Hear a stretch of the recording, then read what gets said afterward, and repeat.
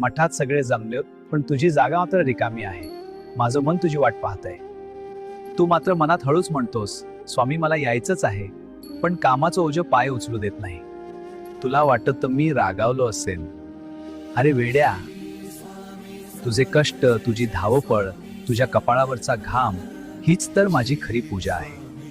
रिकाम बसून नाव घेण्यापेक्षा संसाराच्या गाडा ओढताना दमूनही मनातला हाक मारणारा भक्त मला अधिक प्रिय असतो. तू जिथे प्रामाणिकपणे घाम गाळतोयस तिथेच मी तुझ्या पाठीशी उभा आहे. मठात येशील तेव्हा भेट होईलच, पण आज तुझ्या कर्तव्यातच माझे दर्शन आहे. लक्षात ठेव, भक्ती म्हणजे वेळ मिळाल्यावर केलेली. सगळ्यांना खुश ठेवायचा प्रयत्न करू नकोस, कारण या जगाला दिखावा करणारे लोक जास्त आवडतात, पण खरं बोलणारे सहन होत नाहीत. आजकाल नात्यामध्ये खोटं हसणं, खोटं बोलणं आणि दिखावा करणं हेच जास्त चालतं. पण बाळा, तुझं मन तसं नाही. तू खोटं हसून नाती टिकवू नकोस. जिथे मनाला शांती नाही, जिथे भावनांची किंमत नाही, तिथे थांबणं योग्य नाही. एक गोष्ट कधी विसरू नकोस, तुझं मन आणि तुझं कर्म हे माझ्या नजरेतून कधीच लपणार नाही.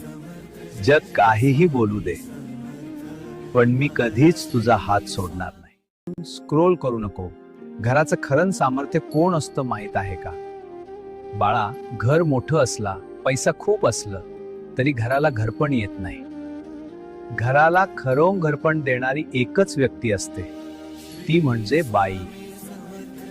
तो कधी आई बनते, कधी पत्नी बनते, कधी बहीण बनते, पण प्रत्येक वेळी ती स्वतःपेक्षा आधी कुटुंबाचा विचार करते. स्वतःच्या स्वप्नांना कधी शांतपणे बाजूला ठेवते आणि सगळ्यांसाठी हसत राहते. म्हणून बाळा, बाईचा सन्मान कर. बाई ही फक्त बाई नसते, ती आई असते.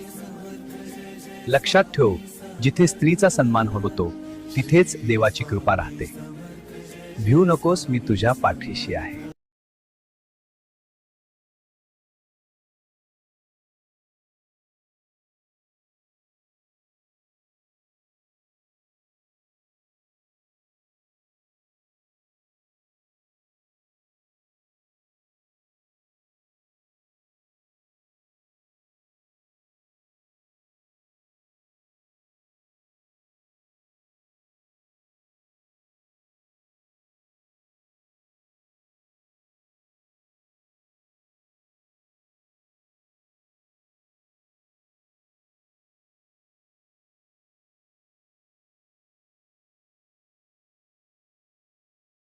दुखवलं असेल, तुझ्यावर अन्याय केला असेल, कदाचित तुझ्या चांगुलपणाचा फायदा घेतला असेल, पण एक गोष्ट लक्षात ठेव, दुसऱ्यांनी केलेल्या चुकीमुळे तू तुझं मन कधी खराब करू नकोस. राग धरून ठेवलास तर जखमा भरत नाही, ती रोज पुन्हा उघडते. म्हणून बाळा, ज्यांनी तुला दुखावलं आहे त्यांना मनातून माफ कर, कारण माफ करणाऱ्याचं मन देवाच्या सर्वात जवळ असतं.